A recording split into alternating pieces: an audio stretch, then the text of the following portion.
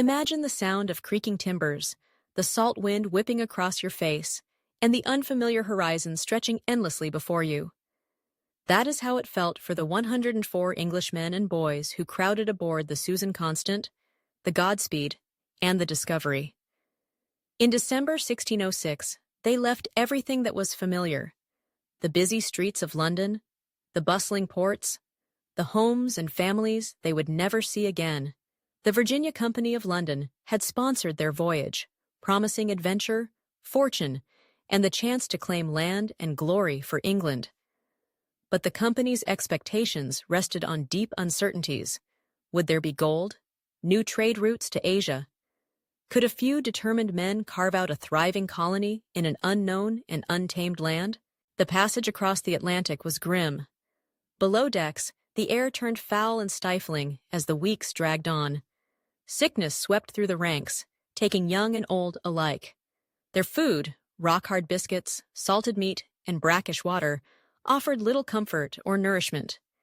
Yet finally, after more than 4 months at sea, a cry rang out: land. North America, a vast wilderness more mysterious than any place the men had ever imagined. In April 1607, advancing up a broad river they named the James. After their king, the exhausted colonists found a marshy peninsula, some 60 miles from the mouth of the Chesapeake Bay. The location seemed defensible, surrounded by water on 3 sides, with only a narrow neck of land joining it to the mainland.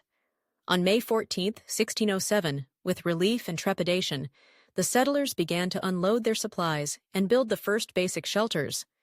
The place would become known as Jamestown, but troubles began almost as soon as the first spade hit the soil. The peninsula, which had promised security, proved unhealthy. Marshland bred swarms of mosquitoes that carried disease. The river water was brackish, undrinkable except at high tide, and even then, likely to cause dysentery and sickness. The land offered little obvious game. Forests, thick and ancient, hemmed the settlement in. Worse still, many of the settlers themselves were unprepared for the reality of survival in the New World. A significant number were so-called gentlemen, men who had never done physical labor, trained instead in swordplay and etiquette, rather than farming and carpentry. These men had come to prospect for gold and riches, not to hammer walls, plant corn, or dig wells. Others, skilled in trades no longer useful in this strange land, struggled to find their place. Hunger stalked Jamestown from the first weeks. In those early days, the colonists also misunderstood the land's deepest secret, a truth lived every day by the region's original inhabitants.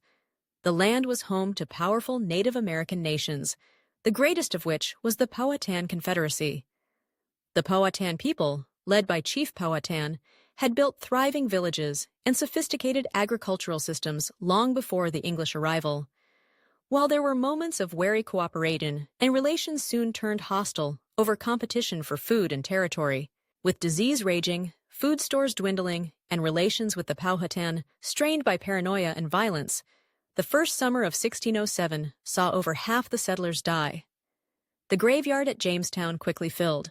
As if things could not get worse, the winter of 1609 would become known as the Starving Time. By then, more colonists had arrived, raising Jamestown's population to nearly 500. But food supplies were scarce, and the Powhatan, angered by English raids and broken promises, refused to trade or lend aid. Huddled behind their wooden palisade, the settlers resorted to eating anything they could find: acorns, roots, snakes, and leather torn from their shoes. Desperate and delirious, some even turned to cannibalism.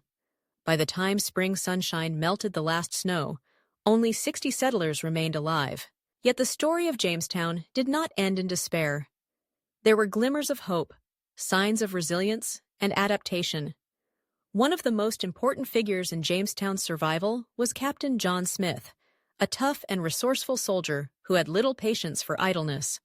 Rising to leadership, Smith set a new rule: "He that will not work shall not eat." Discipline improved, gardens were planted, and order slowly returned. Smith also realized the critical importance of diplomacy with the Powhatan people. He negotiated truce and trade, securing desperately needed corn. The famous story of Pocahontas, Powhatan's young daughter, saving his life may be more legend than truth, but it highlights the complex and occasionally compassionate relationships between the settlers and their Native American neighbors. A second turning point was the discovery of a cash crop.